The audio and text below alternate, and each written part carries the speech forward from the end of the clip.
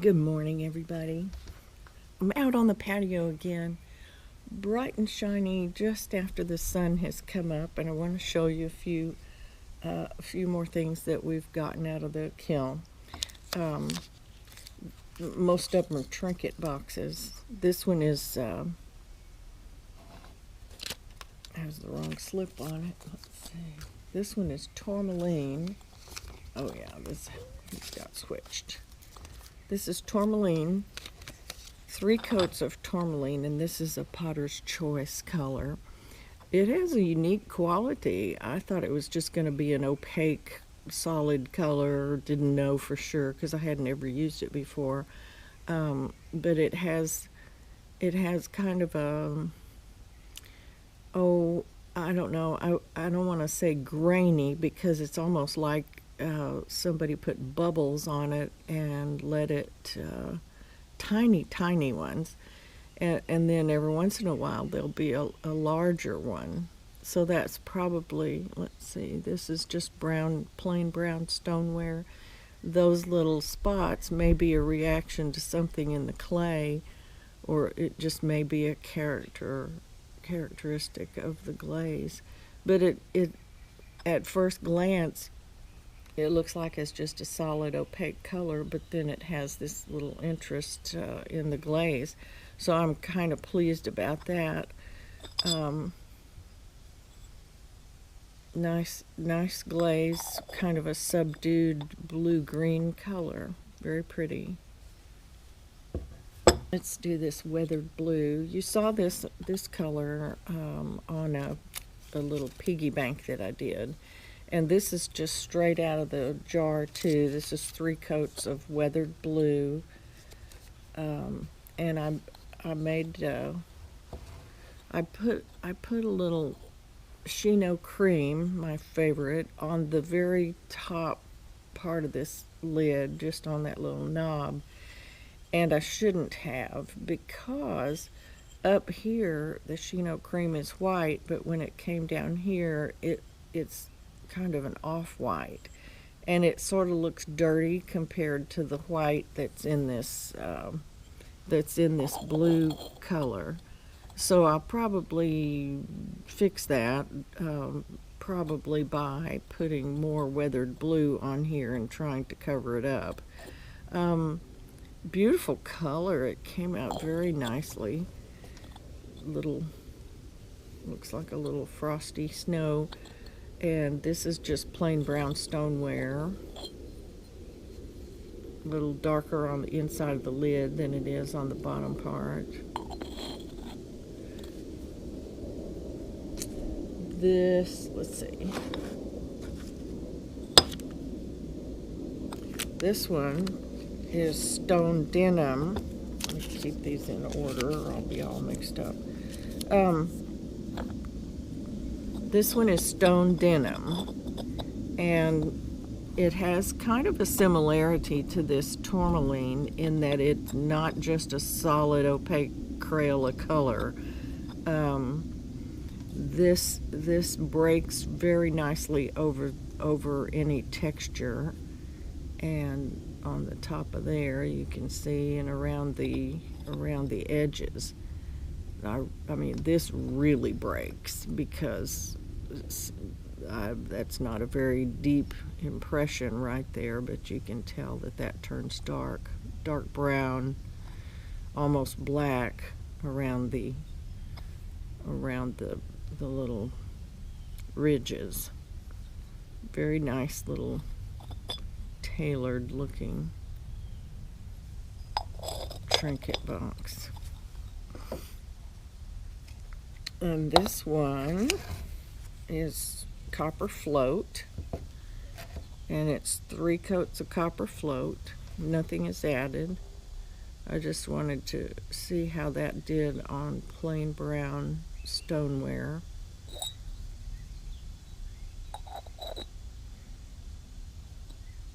It breaks. It looks like it would. There's not a lot of texture on here except for this and down here, and it breaks beautifully over texture. This is almost black down here at the very bottom and around the bottom of the top. There, so that's very nice. Let's see, we have Indigo Float, and I want to show you something about Indigo Float and Blue Surf. This one is Blue Surf, and you guys have seen Blue Surf on my things before. This is Blue Surf, the same as what was on the kitchen caddy, and it was also on the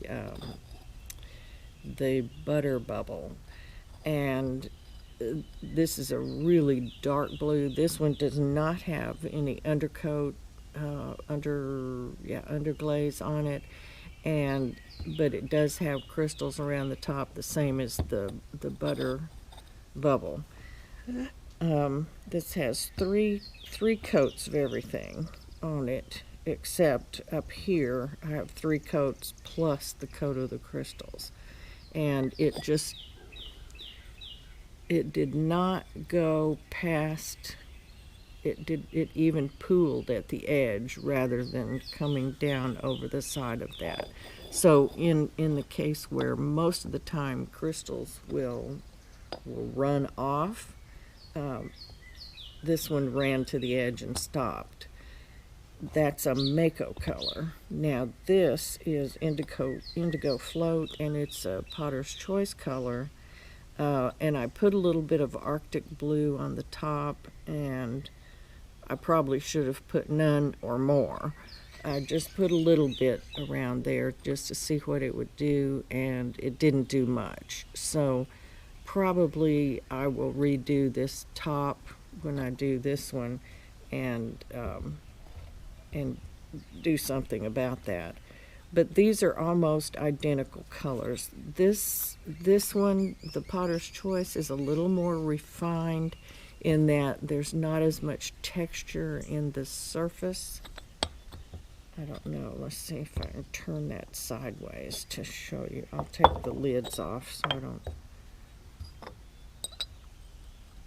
don't know how well you can see those.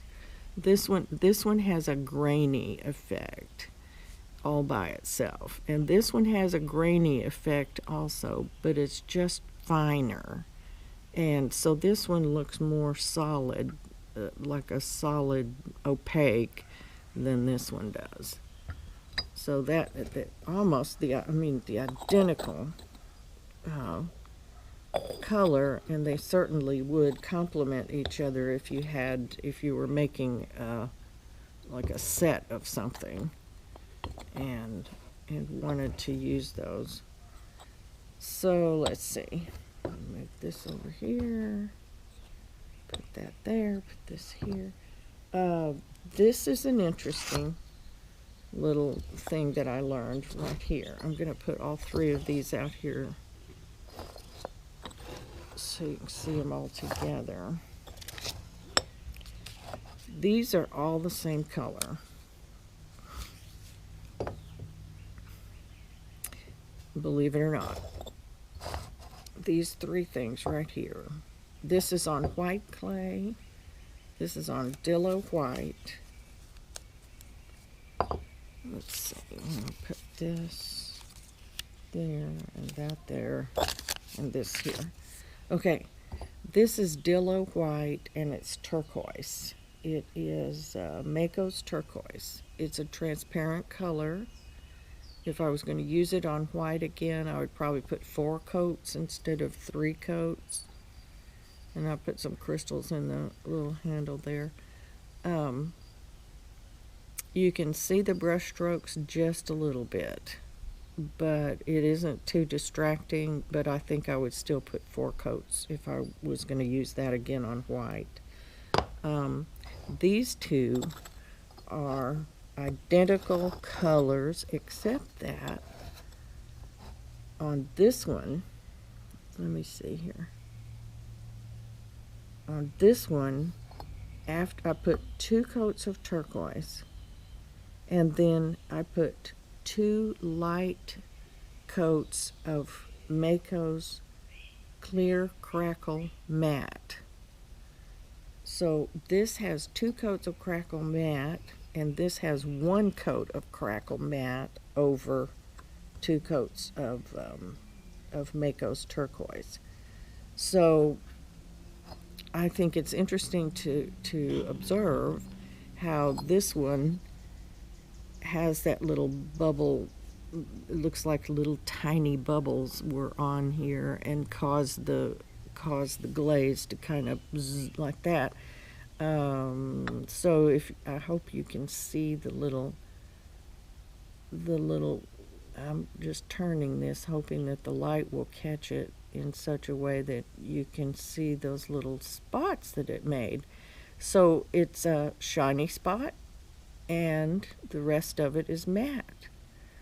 So the matte kind of shrunk together, I suppose, and left little shiny places where the actual glaze came through. And it also toned it down, so it sort of grayed it down just a little bit. This isn't as shiny as this, of course, but it also just has a more subtle color. This is plain brown stoneware, and that's what it would look like. See, it's exactly like that. That's what it would look like without the matte. I didn't put the matte on the inside. And this one is just shiny. So that's an interesting little thing. If you want to tone something down like that, I mean, I've also got some in there on the counter that I've experimented with this matte Crackle on some blue surf and some other colors, and I'll be showing you the results of those when I get those fired. But I just want to show you those. That's kind of a neat thing to know about. This also, well, sometimes in certain decorating situations, or even just, I think it's attractive. You might want to tone down the high gloss just a little bit. I'm also curious to know what Crackle matte might do to this tourmaline, so I'll be trying some of that too and showing it. The last thing I want to show you is this Pythagorean goblet. This is one of those trick goblets that if you fill it up too far, the liquid starts to leak out the bottom.